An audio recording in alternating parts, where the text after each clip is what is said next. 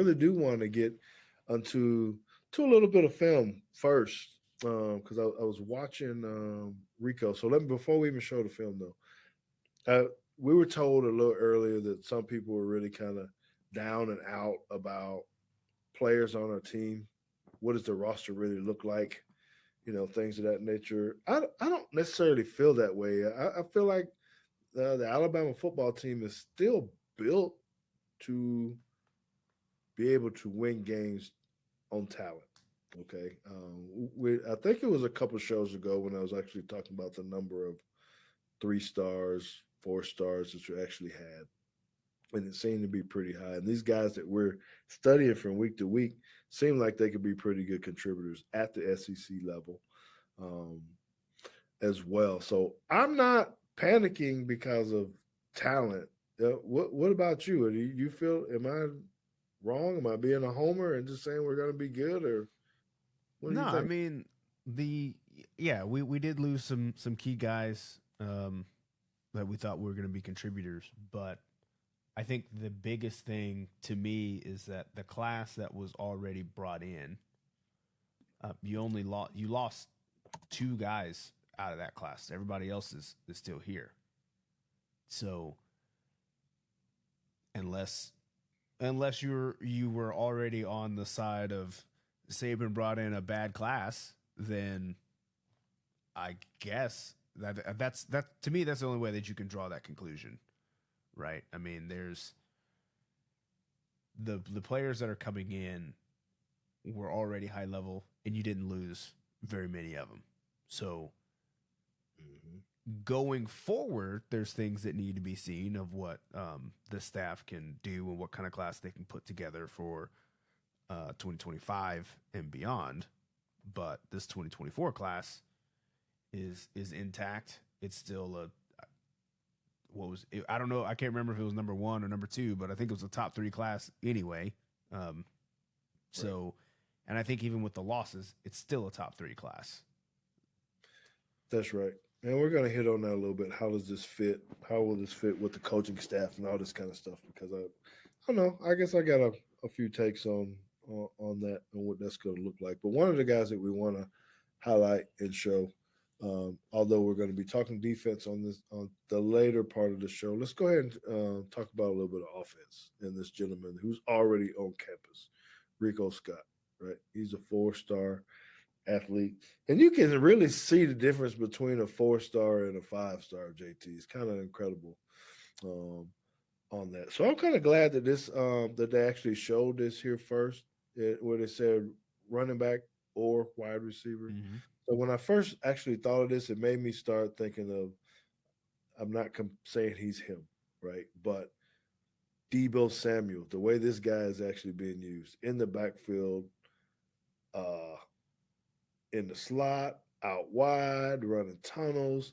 There's a lot of things that you see that this high school actually used him, as. So I don't know how much of this you actually Now watched. you know me. I try not to watch this beforehand at all. The only I saw maybe the first 3 clips because I had to transcode the video to get it in here. But Well, um, and look at the first. You said the first 3 clips. Did you see what happened? They had him in 3 different positions in the first 3 clips. yeah, Uh, you know, running back, outside receiver, slot receiver, and he's already ran uh 3 different routes, I guess.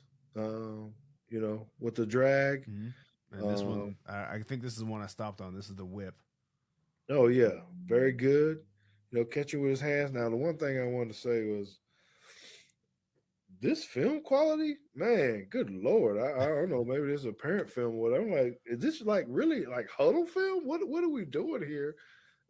We got to increase their budget a little bit because this is garbage. Um, but anyway, look at this stuff, man. It's kind of crazy. But you get to see who he is and what he does. So we've kind of seen a lot of different routes, under. So I've seen him catch it with his hands, JT. hmm I've seen him running a lot of different routes. What I don't see, okay, which we always talk about in the other film, is well, they have shown a lot of the breakaway. I'm going. I'm running past a lot of people. Typically, you see that on highlight reels. You know, where they're showing their speed. By no means am I saying he's slow. I'm just saying that uh, you hadn't seen a lot of that. You know, some of this right here. He likes to have the contact. Yeah, well, I mean, and I think you need some of those. Um, you need some of those receivers on your team that are not afraid of contact. Because what I do like is that he's catching the ball, he's just turning upfield and getting yards. He's not trying to dance or anything like that, and he's not afraid to initiate contact or take a shot. So if you can get a guy that's not afraid to run across the middle, well, there you go. You see you. There's breaking two angles right there. Well, there's a little bit of speed. Some good blocking. Oh, yeah. I thought he was running a route there at first, which is good because I'm just looking at him thinking that he's running a route, and I was like, I don't know if you can do that at the top of the route. Yeah. Clearly, it's a run play, and he's blocking. So, I do. So far, I do like this this Deebo comparison because he looks like a big kid. I don't know what he's listed at. I don't know what his height and weight is. I wanted to say 6 foot, 185 pounds or something like that. Jesus. I think I can look, which is not small by any means. No. And he's probably going to hit some weights with that. So I think he's very versatile, and it's someone that you can use in a lot of different ways because of that, strength. So it just reminds me of bigger type of wide receivers who can make you miss if you don't tackle well. He can possess the ball. You see here, he can find the openings. He's still getting up the field, right? Breaking angles. So it's yeah. I want to pause just a second for this comment, this great overtime win, because I was watching the Alabama game and I was like, great, they're gonna finish. They're gonna hit this game winner right before we got to get on. I can watch the whole game and it'll be great. And then Sears gets his shot smacked into the second row at the end of the game, and I was like, well, we're going to overtime, and now I'm not going to get to see what happens.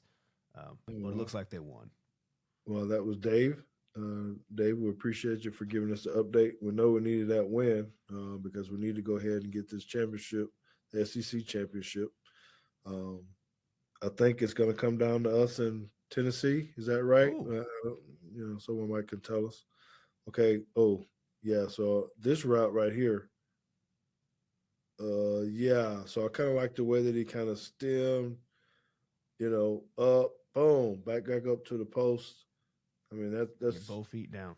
Yeah, both feet down, catching the ball with the hand. So there's just a lot of really good things here. I think he's get the right coaching and the right weight room. That this guy's going to be pretty doggone good too. And they just got to figure out how they want to use him. It just seems like he could be a multiple threat kind of guy. And the way Coach DeBoer likes to run bubbles and things of that nature, I could see him doing a lot of that in this scheme that they're going to be putting in on offense. That he should be able to fit pretty good. It's the same route. So when I'm watching these films, man, JT, you're a coach. If you watch this, you're going to see the same route over and over and over again. I'm looking at the teams. I'm like, is nobody watching film? Come on, man, because But anyway, and I was trying to figure out which color they are because they've had on yellow pants, they've had on yellow uniforms, blue uniforms, white uniforms. I love the having change up, but I don't know, man. I guess that's my Alabama side. Let's just keep it simple, So, all right, I love the whip route too. Those are pretty good. And there's a little one hand grab, which that grab is not particularly difficult, but that shows you confidence in his ability just to catch the Did, ball. okay, did you just see that route again? This is like the Is that fourth the time. same post route? Yeah, I He's in started the getting slot, frustrated. I middle was of the watching field's it. I'm like, open. who We're are gonna these stem defensive inside of this coordinators? dude, step out. There it is. I'm like, come on, two hands, feet in the ground. Come on, man. Like these coordinators, and that's why we're gonna talk a lot of defense, because they're not. Because this might be a deep over or a whip or up or another screen. Yeah, We probably should have. I should have tallied like how many different routes did we actually see in 6 minutes worth of highlights. yeah. His highlight reel is probably too long for us to really see. But you see who we're looking at here, and I think watch him in the spring and see what happens here. You see it? Another Yep, whip. whip on the goal line. I mean, the tendencies are bad, bro. Come on. But whatever. It is what it is. Okay, so we can unless you just want to continue to watch. Oh, we got 53 seconds left, so Okay.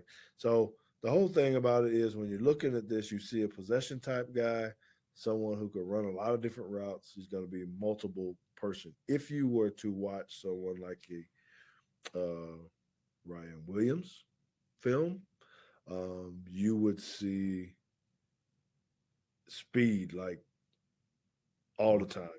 yeah. you Well, know, I guess we have to give the disclaimer that Ryan Williams was supposed to be talked about today, but we had some issues screen recording, so we'll try again later. that's right. So I mean, you get it. It just he's a different guy. There's no good or no bad. It means you got versatility that you can use guys in different ways. There is something about having a guy that can run over the top consistently.